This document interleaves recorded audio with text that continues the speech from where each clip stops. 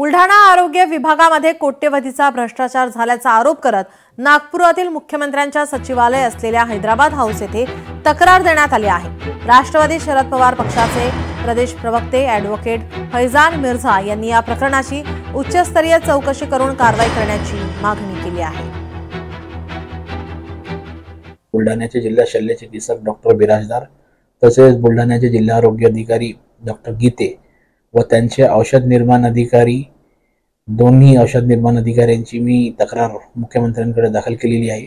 त्यांनी कशा प्रकारे वेगवेगळ्या प्रशासकीय मान्यता व वेगवेगळ्या तांत्रिक मंजुरात असलेल्या टेंडरला क्लब करून एक भ्रष्टाचार सुरू केलेला आहे बुलढाण्यात, याचे बाबत मी मुख्यमंत्र्यांकडे तक्रार केलेली आहे।